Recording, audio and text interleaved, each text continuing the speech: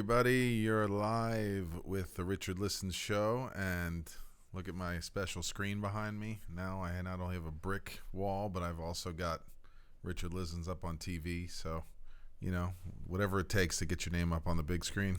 Go big or go home. You know, we got to have fun while we can. It's, I think we hit 70 degrees today in LA, so thank you, March. You're in. And March Madness is on the horizon in 2 weeks, so I'm going to get my ball fix back on. It's been an exciting time for me, thanks to Clipper Darrell, who came out Saturday night and made Special Maccabees amazing. Oh, awesome. I felt bad for the dunk contest guy who kept calling Tracy McGrady, so he's making him laugh. So you want to mess with a dunker in a dunk contest, you know, you got to break his concentration apparently, but don't try that at home. So it's been an exciting time. It's been a lot of rain here in LA. So we'll segue that in a little bit to our guests today, who have to deal with the ups and downs of motivation. So today we're going to talk about what is motivation. We know in therapy work, you take on a lot of emotional brunt of people's pain, but in the work of trying to motivate people and get them to be their best version of their physical selves, there's also an aspect of how do you care for yourself? How do you be authentic, and at the same time tap into where your clients are at? And they're not always willing participants, as we might we might learn. So we're going to hear, we got two people who've joined us before, who we're going to hear about what their special challenges they're heading into right now, what they're setting as new sights for themselves. That's always a feature of our show. We always like hearing about what our guests are up to, how they continue to push themselves, even though they've already accomplished things that most of us would look at and say, you know, that's enough for a career maybe, but they keep pushing, they keep finding new ways to inspire, and we hope you can draw from them. So without further ado, I'll introduce to you, we have two guests in studio today. Formerly on the Ninja Warrior show last year and making another run this year, we have formerly from the U of H, Mr. Garrisen Reese. Both of our guests today are supreme trainers at Studio Gym, so if you haven't found them, it is a life-changing experience, and they will give you quality one-on-one attention in a group format, and you're always welcome to join me at lunch if you want to watch me sweat and suffer. That's your pleasure. That's where I go. Oh, so then I'm definitely coming together. There you go. There you go. And Mr. Dionte, I think you've changed your handle now, because I like calling you the fourth quarter DB. But it looks like it's changing. But, you know, Mr. Dionte Brooks. Yeah, how you doing? I'm doing great. Doing great. And Dionte played football up in the Pacific Northwest. So he's going to give us a little bit also about what's that like when you're an athlete and you have to go to a completely new environment. How do you make those kind of adjustments? Because we know in peak performance, any kind of change can disrupt your rhythm and how you focus and how you bring your arousal and attention levels to being locked in and being in the flow. So we're interested to hear about your experience. And, of course, my lovely co-host, Ms. Caitlin Patricia Weiler. Hello. How are you doing? I made it. I'm in one piece. Did you get here in less than 2 hours? I did. I've actually got here really early today. You see, if you have a passion for on something, time, that's right. You're already late. So when you're early, you're on time, right, Richard? Yeah. Richard doesn't know that concept, guys. As he strolls in 2 minutes late. Hey, listen, my priorities are... It was the Ninja Warrior guy's fault, right? No, nobody's warrior. I think it was the basketball team I coached losing by about... They shut the scoreboard off. I haven't had that happen before. Oh, man. That's tough. That's tough, yeah. Just in the middle of the game? I think it was more after the first quarter, but you know, so we had some consoling to do, but you know, there are no excuses. You're right. That's why I'm praising you. I'm not. Someone has to be on time.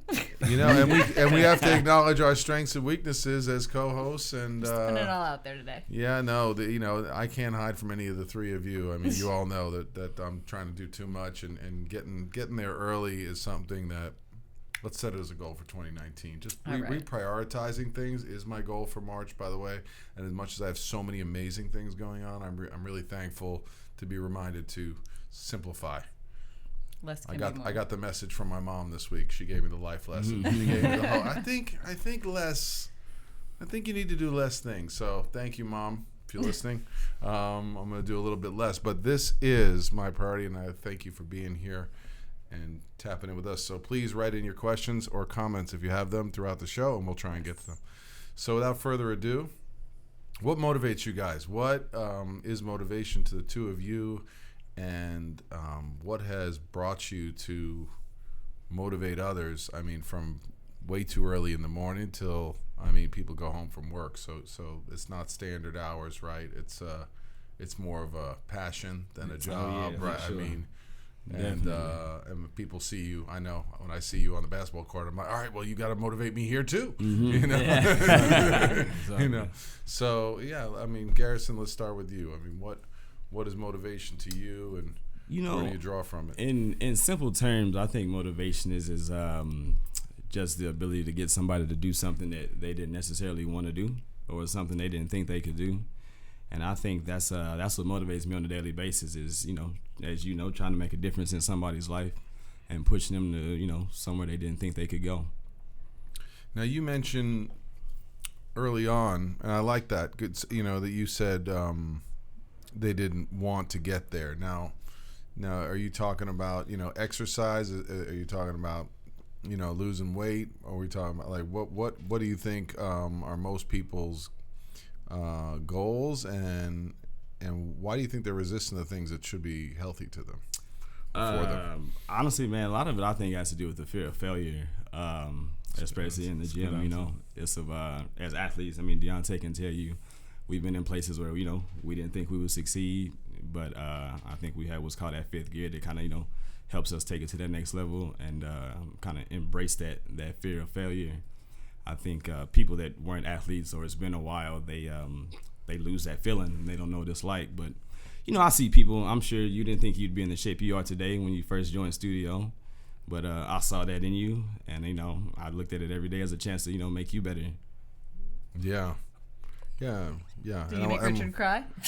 I think you probably do. I'm sure I get him close on the inside.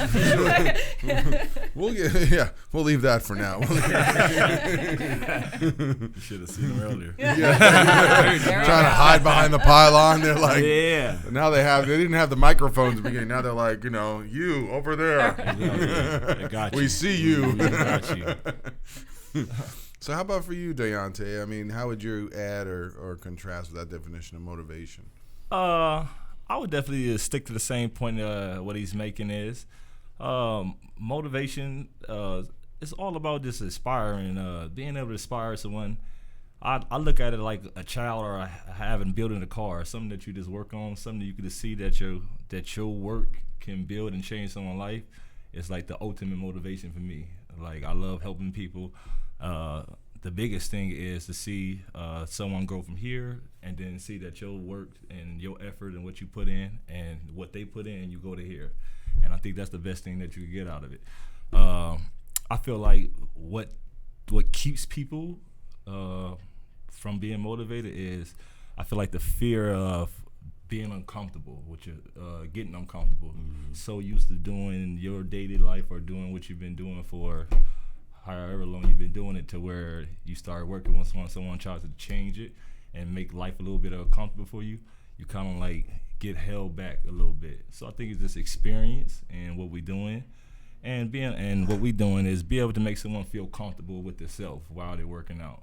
So like I was telling you earlier, it's more it's also training, but I always tell people training is like almost can be like a therapist, because I'm actually like dealing with a lot of more emotional issues that you have rather than physical issues that you have. I don't think a lot of times it's not really physical. I think it's a lot of times more mental with people. Now, did you know that when you started, or has this been like on the job, like you get the sense now from all the people you've worked with? I've learned it. I had to learn it. Definitely. Yeah. And I think too, like, because I'm a trainer as well, or have been, I think that people have, it could be family members, for example, that said you could never do this, and so they have that voice in their head almost that's telling them they can't. Right. And so it's like your job as a trainer to make them to hear a different voice. Right. And until they can drown out that other voice, they're not going to make that progression in the gym. True. Yeah, I mean, you guys we have kind of, agenda, but I like kind of going with the flow of where you're at. Dionte touched upon something which we've been looking at, which is for a lot of people who don't challenge themselves, the idea of getting uncomfortable is a threat. Mm-hmm. Yeah. And so I think, it's a wonderful gift to be able to make people learn how to step into this place where they're going to be uncomfortable and learn to work within it. Right. So how do you do that? How do you take someone who's like, right, for whatever their reasons are, why they don't feel good or why they haven't taken care of themselves, and now you're asking them to step into their body, right? Because that's where a lot of emotions and pain gets stored, right? Right. I feel like it takes patience. Also letting them see, giving them a ending game to it, letting them see where they can be at. Keep inspiring them, keep motivating them, and not letting off them. I feel like you can't let off them. Once you give someone slack a little bit, they fall back into their own grind, and then it's kind of like the wheel thing came off the car already. Now we got to start back over and start back from day one. And I think that's the biggest thing. Like someone have that fear of like starting back all over, because as we all know, starting back over is probably like the hardest thing over. That's the fear of everything. If someone loses something and then having to start back over. Yeah. I think for me it's two things. One is, I try to use myself as an example. I tell people, a lot of people think like as trainers we're like, superheroes. We've been like this since day one, but we haven't. He wasn't always the best on the football field. I wasn't always the best on the basketball court. But it was, like I said, embracing the discomfort and putting in all the work that got us here. And the second thing is letting people know that it's not easy. I tell people every day, like, I got through a lot of pain. Yeah. Like, it hurt. Every day I didn't want to go to practice, but I made myself go because, like you said, you got to see the end game.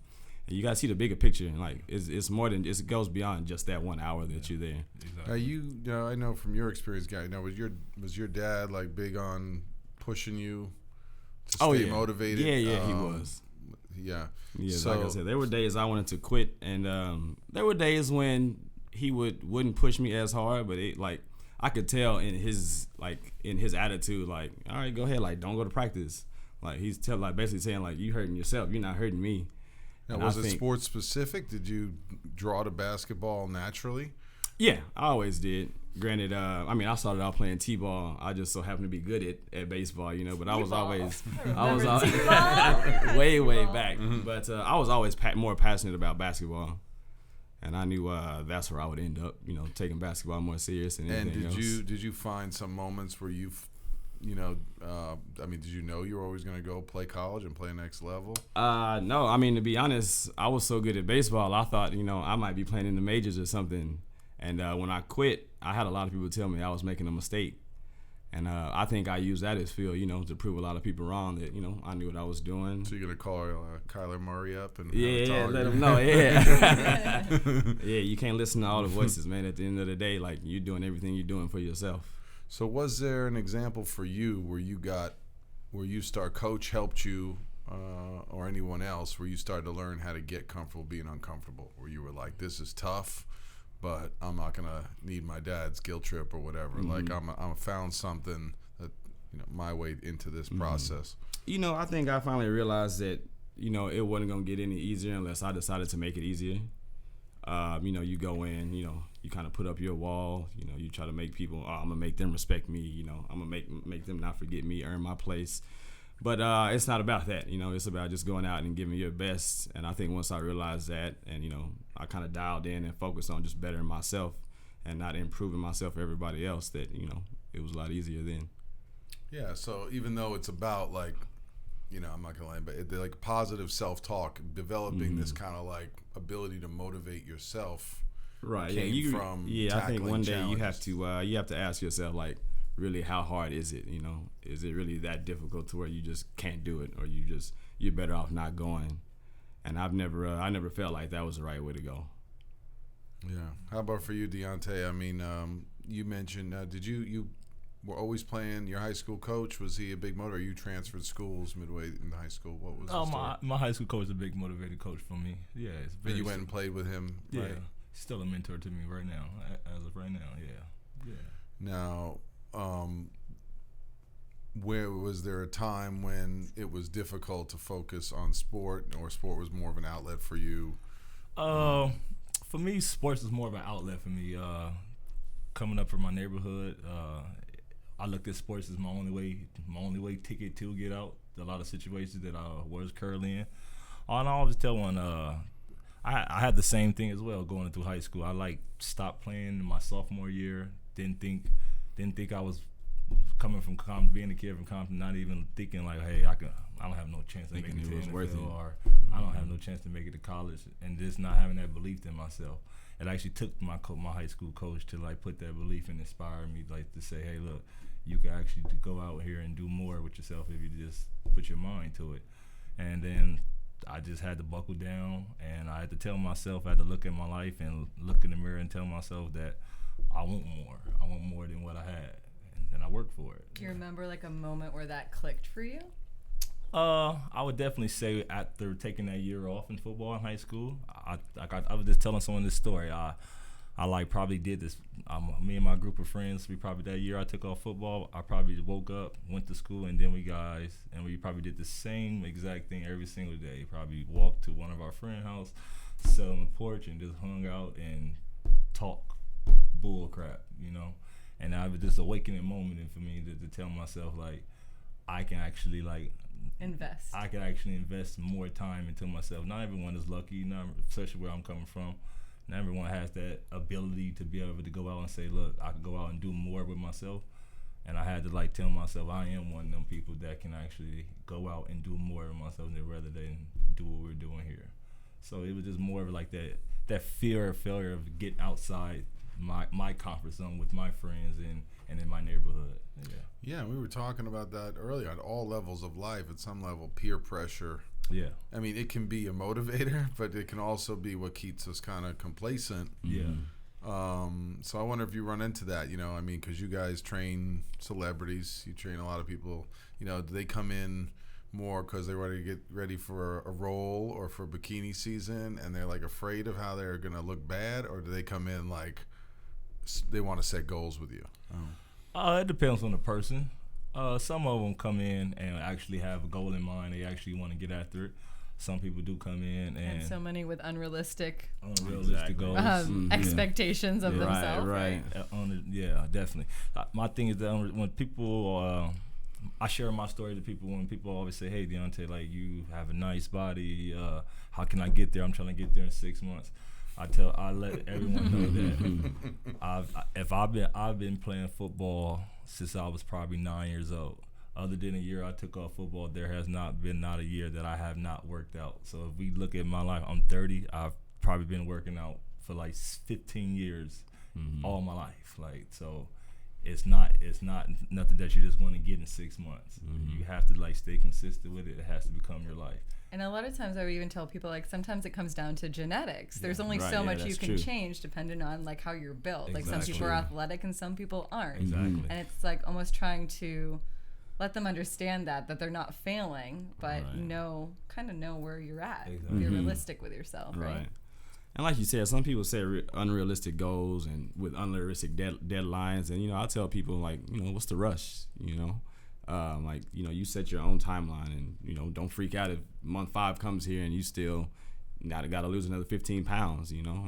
Well, it's a society too. A lot of people want that quick change, right? But they want the quick change, but they don't want to work for it, or they don't want to continue to work for it. They just want it. They just want to look good and look good. That's it, right? Exactly.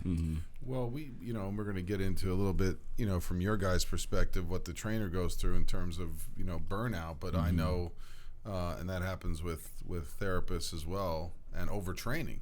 And I found myself excited initially when I came in. I came out of working in Skid Row and horrible lifestyle and not able to work out. And then I was like, well, I'm going to go, it's give me two a days and give me 6 days a week. And at the time, Garrison was helping me get ready for a adult basketball tryout for an international competition. So it's the level you're going to push yourself at that stage, almost to your demise. Well, it can't be sustained. Right. And it's interesting I'm how like the queen of like pushing it to the limit. yeah, and to the and listen, and there could be nutritionists, there can be people who start to go, hey, maybe it'd be better you pull back. And it's interesting how your own habits, my habit was just to keep doing what I was doing, even though it was ineffective. Right. And that's interesting that like even when people are there giving you the right message, we can just keep replugging It's the like same. the override button. No. Yeah, but, because part of anxiety is cognitive, and Right. there's a level, where they call it like the drop-off point, where when you have too much in a basketball game, I don't know what it's like in a football game, but you start off amped, but if you're too, at some point it's great because it gets you going. Right. Yeah. It's the moment of being focused on being ready. Yeah. But if you have too much in your head, and I got to keep going, well, at some point, you have adrenal fatigue, your nutrition can be off, and I'm like, why can't I lift? I'm lifting like half the weight I started with. Like all of a sudden there's warning signs out there. So having somebody who's, motivation can also be re-questioning what your motivation is, and to get to your goal, it may be a longer path. I mean, maybe you need to take care of that injury or what's going on emotionally. And so it's great to have people who kind of reflect that back to you. They can't necessarily tell you what you need to do, but kind of make you look in the mirror yourself. yeah, well, there's something in that relationship when someone else is a coach or a teacher or or a psychologist, a therapist, or nutrition, or whatever you're doing. When you're that close with people and you're getting to see how much they're holding. Yeah, sometimes it's like working out is a stressor. Right? Sports are a level of stressor. They can be a release. Right. But it's also places of demand. So how do you guys deal with that when people come in and they're, maybe you can tell they're, tears or stressed or just shut down? How do you balance kind of modifying the workout versus, let's say, letting them take the easy route? Like how do you navigate that? For me, I don't change the workout if you have an injury or something like that. Really. Yeah. Injured, If you show up, Yeah. you're getting beat down. if you show up, right, I right. feel like you stepped in. It's like showing up for a game. It's like if you come to the game, ain't nobody gonna take it light on you. The other team's still gonna go hard and they still gonna play. So if you show up, you walk in the door. I understand that we all have life issues and we all go through something. And I'm very good at reading people. I can kind of like tell a person is having like the worst day of their life. Then I'm not gonna be like a a-hole on you or nothing like that. But for the most part, I still got to keep you motivated. I still got to push it, and that's the big. And I feel like the biggest thing you can do when you're having like a day like that is to come get blasted. That way it takes you off your mind. It takes all the stress, the 45 minutes of just going hard and hot and nice intensity. I feel like it's the biggest stress reliever that you can actually have, like, and then release it and then be able just to cool down that 15 minutes when you're done and to be able to just think better. Yeah. It's the best thing. Yeah, for me, it's like you said, it's hard to not change your workout. It's tough, especially as former athletes, when people come in and tell you, whatever it is they have going on. It's hard not to see it as an excuse not to go hard. But at the same time, like you said, you got to be realistic. Like, we're all human beings. We all have our issues. But, this is like the 1 hour out of your day to set all that aside, do something good for yourself. Yeah. Like you said, I'll tell people, you're not doing this for me. This is for you. Yeah. So if you come in, I'm expecting you that you wanted to work. That's my only assumption, is that you came to work. Especially the people that come at 6, 7 in the morning. Like, if you got up that early, like, you want to come work. Like, don't come in telling me you tired and you don't want to work, because you could have slept in. Yeah.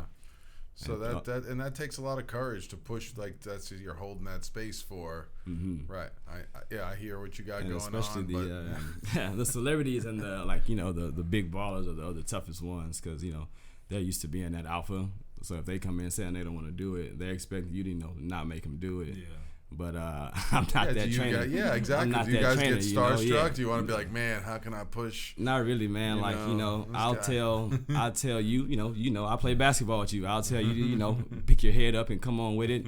The same way I told, Baker Mayfield when I trained him to pick his head up and come on with it. The same way I'll tell Scooter Braun to pick his head up and come on with it. Like, once you step in the gym, all I see is somebody that wanted to get better, and that's what I'm here to do. So that brings us to the flip question, which is, right, you guys are sometimes seeing people back to back early in the morning. I mean, it's impossible not to get triggered, right? So you hear somebody going through something or going through, right? Or you had a tough session where someone made you work hard, right? How do you draw your social support? Like, where do you get some of your own external motivation to keep going throughout your day and to keep giving that motivation, even when maybe, listen, you didn't have a great night's sleep, or you're having a tough day? Same way I try not to bring my problems or my stress during my session. If I'm going through something, the best thing I could do is listen to you, smile, and kind of like draw from your energy. Vice versa, some people do come in and they give off a little bit of bad energy, and it can rub off on you a little bit. But I feel like, once again, what we do in our profession is about being patient, talking to them. So that's the time where I say you got to kind of like turn yourself and not that be less trainer, more therapist a little bit, more talking to them, figuring out what's why, and then actually trying to help them out with their problem a little bit if they need a little bit of help. Give them a little bit of time, be understanding, but still, you still got to come in and work out. You still got to do what you got to do, and that's pretty much. I mean, will you just take 5 minutes with Garrison or one of the other guys, or will you get outside a little bit? Like, how do you clear your head? During those sessions, like I probably would look to a Garrison. So if I and he noticed losing when I have someone that's kind of not going the way I really want him to go, I probably like start talking to him a little bit more now, or we'll throw some little bit of our own jokes in there. That way I could just pick my spirits up and we could just have a good time rather than that. So you're aware of each other in the space, and you kind of... Yeah, for sure. I know a lot of it, I mean, you probably tell us better than anybody, a little bit of like a reverse psychology game. Somebody comes in with a bad attitude, you just have a good time with everybody else but them, and they feel bad about it. And like, oh yeah, maybe I need to get myself together and, get with the program. Yeah. Because, man, as trainers, like, we got a job, but, at the same time, you develop a connection with people. And those people that, bring off negative energy, you almost want to tell them, like, hey, man, like, don't come in here with that. But at the same time, you want to pick their spirits up some, because you almost, you start to feel bad for them a little bit, because you just see this, this sad or this upset individual might not even need to feel that way, but, they're just a little lost. So, you do what you can for them.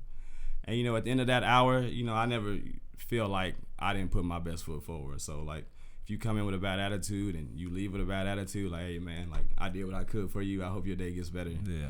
And that's what gets me through that next session is, like, I get another chance to, make a positive impact on somebody. Exactly. Yeah, and I think that's the group format, at least. And there's probably a million studies I could cite, though. The power of, like, exactly, people picking each other up. That first, even one person congratulating each other or giving a high five, the fact that there's an environment that fosters that, it's kind of contagious. So yeah, it is. For sure. Somebody needs to keep to themselves. Right. There's not still in the right another. place almost. Well, there's just something else going on. Right. They can choose exactly. to join or not. Right.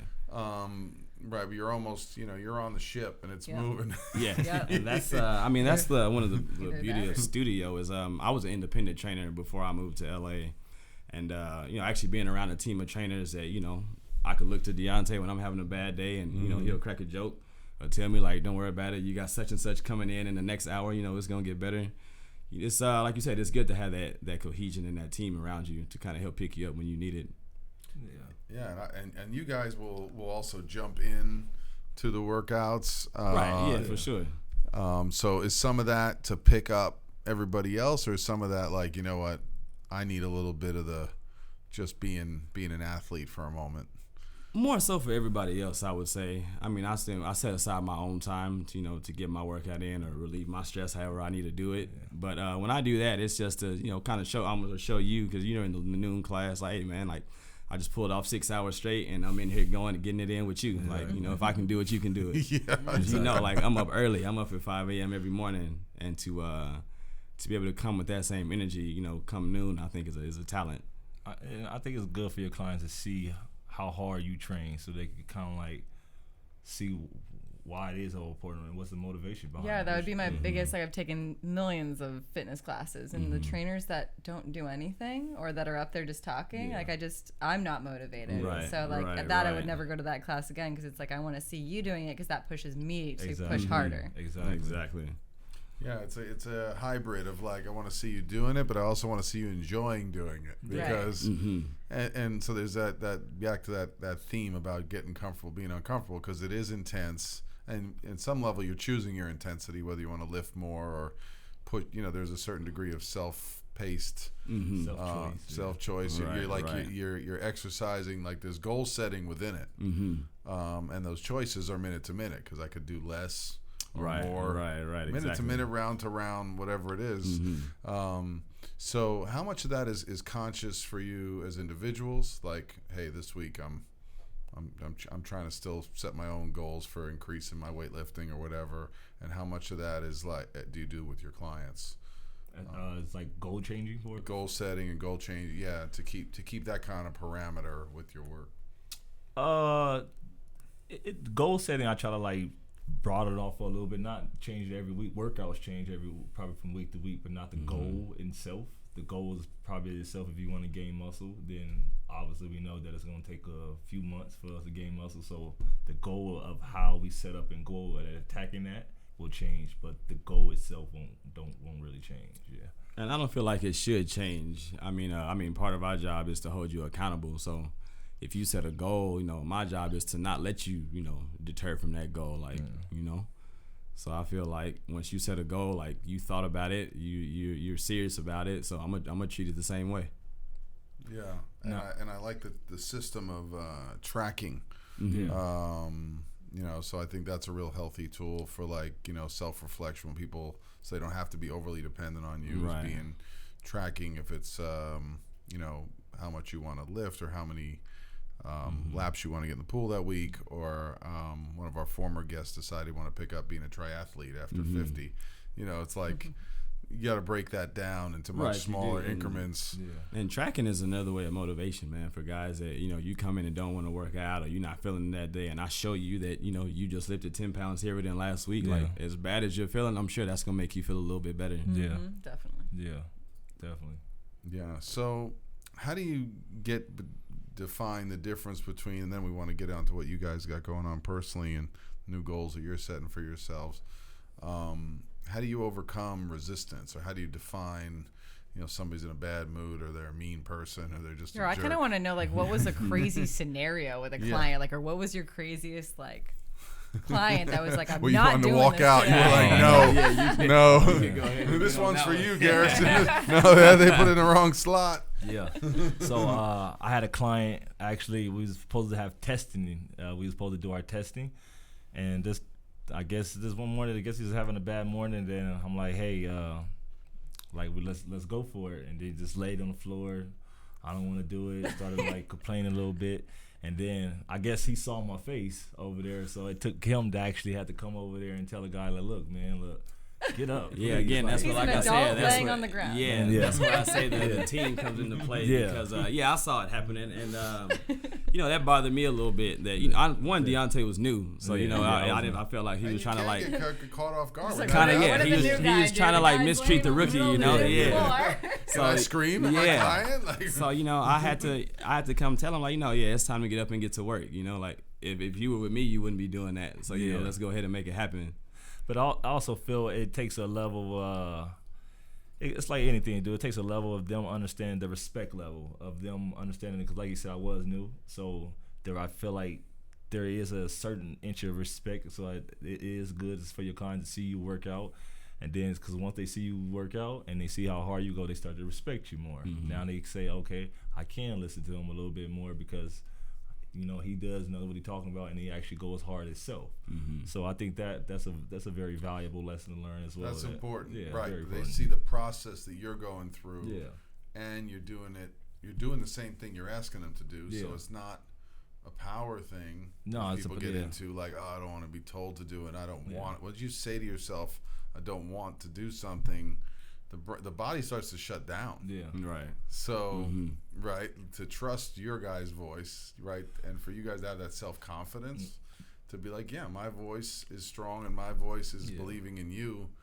So that takes, a tremendous amount of self-efficacy that you guys have translated being athletes into being someone who, are really embraces being a motivator.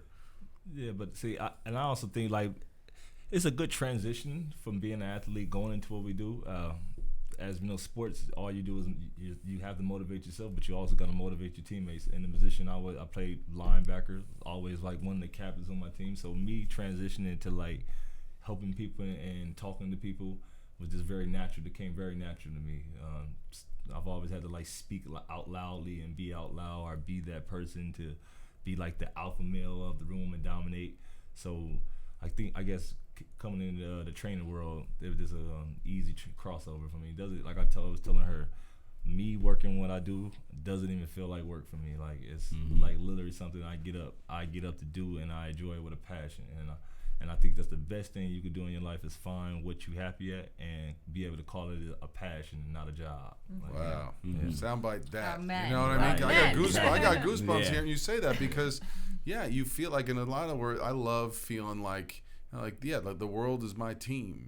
Like when I got like my starting five together, I'm still like that little kid on the court. Like, when you have a cohesive unit, whether it be putting together this show, right, or in the gym together, you want to work hard together. Yeah. Right. It's like, this is a challenge, and we're gonna get there together. You forget yourself. Yeah. Yes. It's such a tremendous capacity. I think both of you guys have. Yeah, right. So share with us. You always make the attention about us and everybody else. What are you guys both cooking up, and what's the next level you're pushing yourselves to? Well, like you know me, man. I'm getting ready for this next season of American Ninja Warrior. Was that hard to make a comeback second round? Yeah, it was. After having to miss a year due to an injury, like I didn't think I was gonna be able to come back from that. They told me there was no real timetable on the recovery. It could take 6 weeks. It could take 6 months. I just had to work within my means, do what I could, and like you said, I had to look in the mirror and ask myself, am I still really gonna be serious about this? Am I going to be able to push myself when I need to? But also, am I going to be able to pull back when I need to? And I think as an athlete, that's where we struggle the most, is knowing when to pull back. Yeah. Because there was a point in my training that I re-injured myself, and I had to take another like 2 or 3 weeks off. And, that was my wake-up call. Like, all right, let's control the controllables like I've said before, and kind of let everything else take care of itself.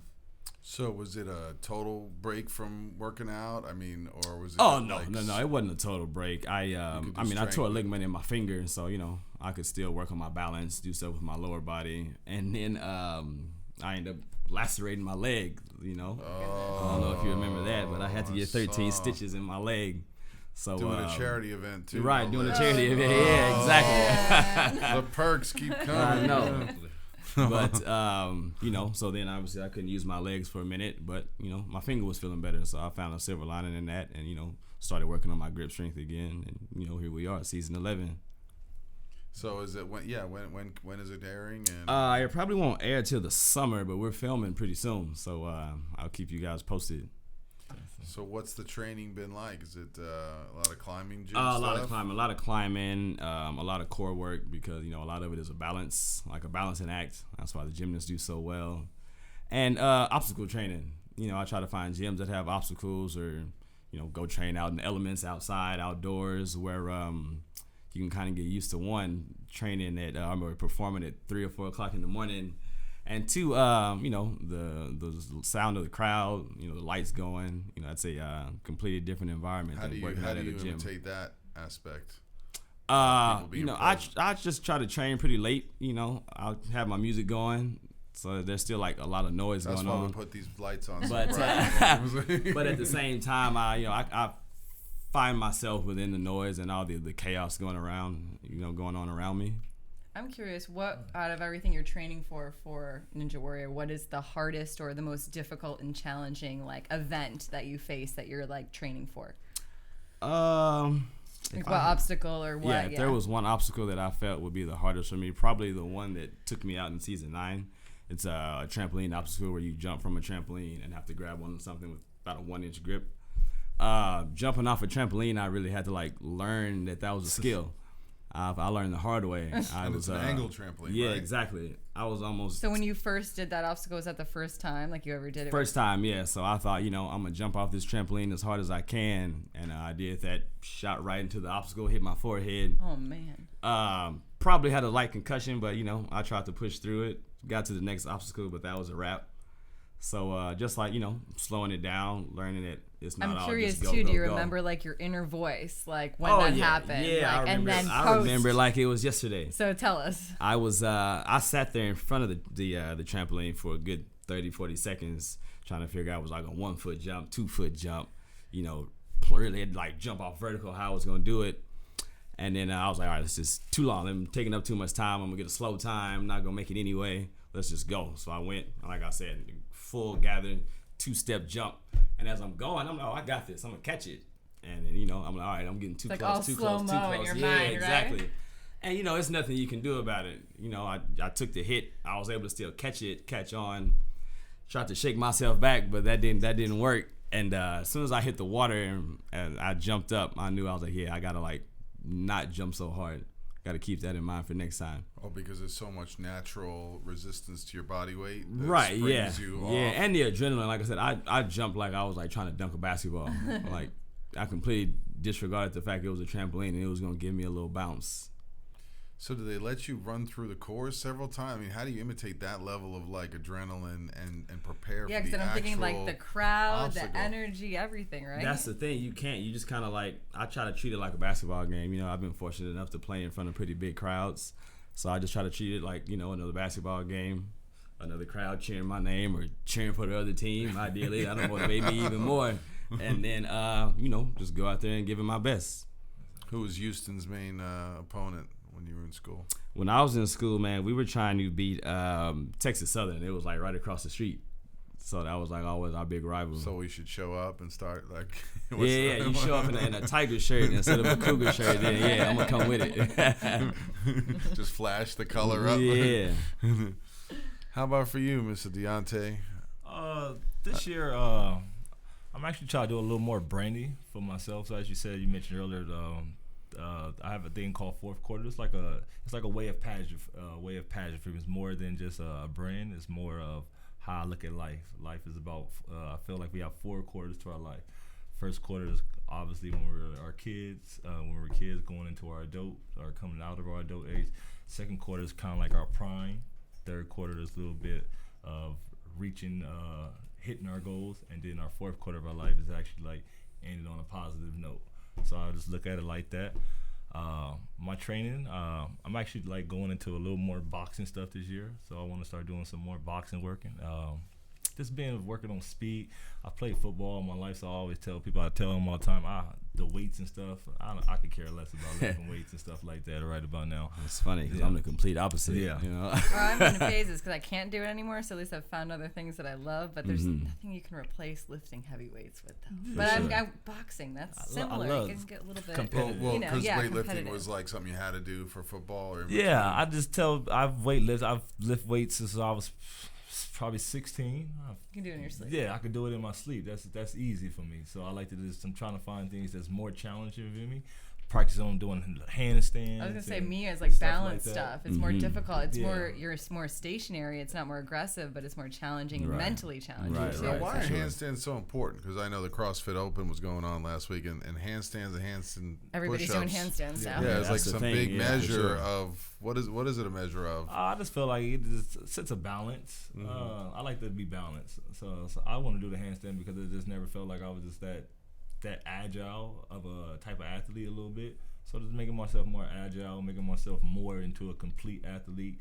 And that's pretty much it to the handstand. Not to specific exercise, nothing about it like something that. new, So if I want to try that at home, should I have a spotter?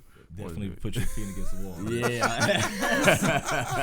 Do not do that alone, Richard. Definitely get against the No, wall. all kidding aside, I mean that's supposed to be really good for your health. I mean, so is it something that people should be trying to aspire to do? 10 seconds of a handstand push-up. I mean, I would say probably try to start off with 3 seconds and then work up to 10 seconds. Yeah, it's gonna be very hard, difficult a little bit. I mean, is it good? The inverted effect, does it regulate blood flow? I know I got one of those inversion machines. My back hurts. I hang upside down. I think some people probably say that the blood rushes to the head a little bit too quick. Yeah. I just feel like, once again, just be safe. You don't want to get injured. It does put a lot of pressure on top of your shoulders as well. So there's always being keys. That's why I say, if you're on a start off, you're a beginner, you definitely want to probably like get against a wall a little bit. That way your feet can go back a little bit. You get some little support right there. So you mentioned the fourth quarter pro. Is that like it's how are you putting that out there? It's like so I was telling her, I'm actually writing a memorial book. It's called I'm going to call it Fourth Quarter, but it's basically about my life. I want to go into more writing things as well, studio writing a little bit, like movie scripts or TV scripts and stuff like that. So kind of like that aspect of that. That's what I'm working on a little bit. Yeah. Excellent. So I love it when that's the thing. You can continue to redefine yourself as an athlete and the way in which you challenge yourself, and it doesn't always have to be through sport. No. You know, and motivation comes through anything source. You could just put your mind to it and say, well, the same thing. But I look at it like writing a book. What I'm doing is the same thing as what I do as training. I'm just writing a book to inspire. So somebody, a kid that grew up like me or came from me, can read it, and if he could just read it and say, hey, I want to change or I want to do this, then that's helpful for me, and that's why I do it. Yeah. And to see that it's possible. I think, like you said, living to inspire, but also to show that you don't have to come from the best background. Yeah. All it takes is a vision and the hard work, and you can make it happen. Really, it really does. Yeah. What keeps you motivated, Caitlin? I don't know, everything. My dad and my mom are definitely my biggest motivators, just because they face so much adversity, but that never stopped any drive from them achieving and continuing to achieve. So whenever I might feel a little bit down or under the weather, I remember always my father said, strength doesn't come from what you do, it comes from overcoming what you thought you couldn't. So that constant reminder has always driven me to continue to push.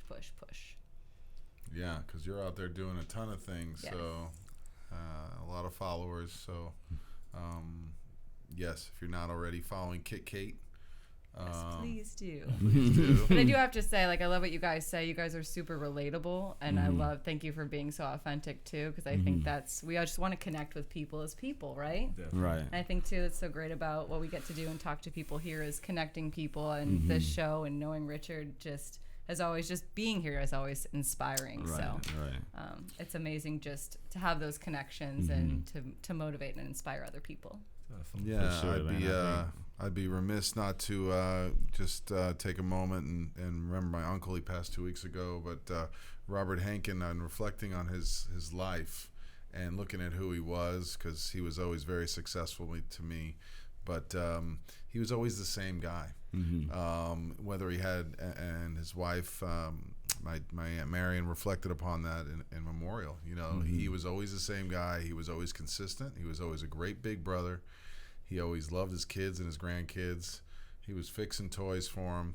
And I said to myself, that is what I'm drawn towards. He had a boat. I don't know what a Jewish guy from Long Island was doing with the sailboat, but he had his thing, to each his own, whatever is your peace in life, it made him happy and balanced, but, he was always locked in on people he cared about. And to me, that's just tremendously, and he always did it with a degree of presence and care. And when I look at that, and I look at you guys, it's the same thing. When you show up, it is intimidating at first, like seeing people who are uber fit. I know a lot of my clients, they come to see me on Beverly Drive, and they're like, oh gee, immediately they come in with like, well, I didn't think I was having an issue today, but then I saw that Mercedes and I'm supposed to have that, right? It's it's the land of the beautiful, and a lot of people are doing amazing things out here.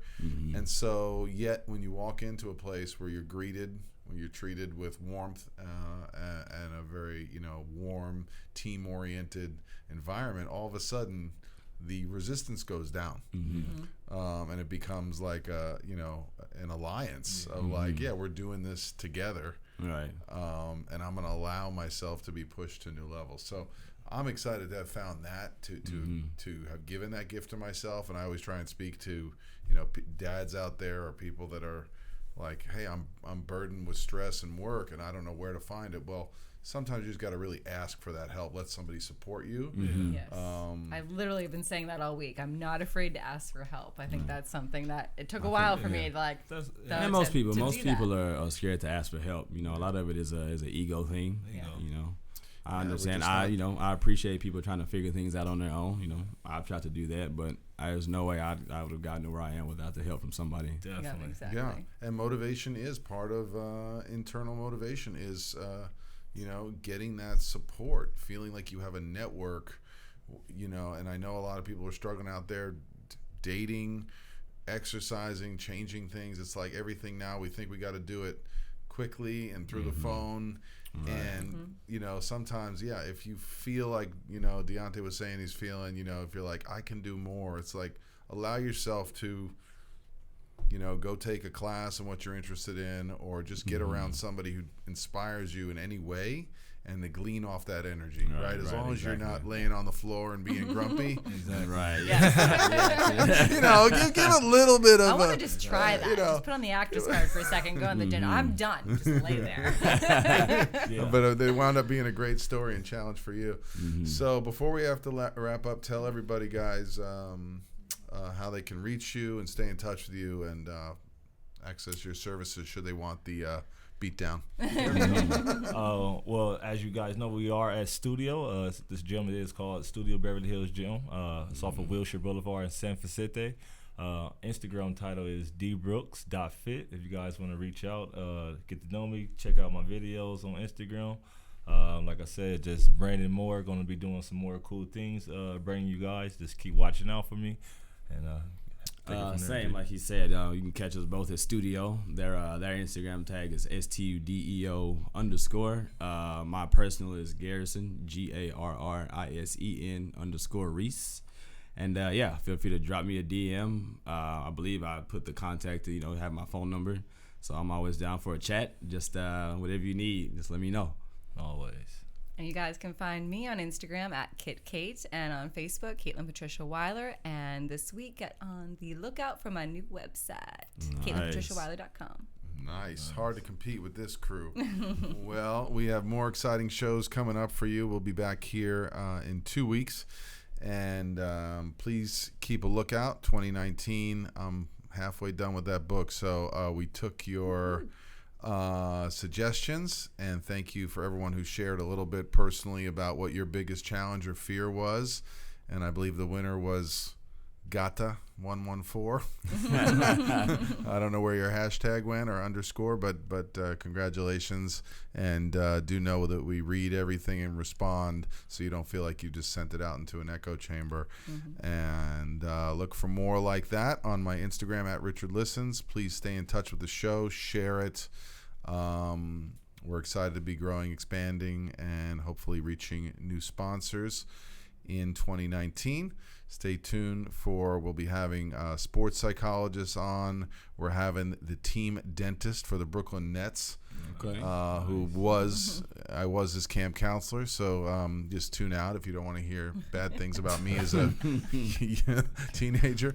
But thank you guys for always tuning in. And if you have a guest, you want to see someone represented on our show, female golf, anyone, we are open to expanding in all areas of high and peak performance. And thank you for tuning in. Take care, everybody.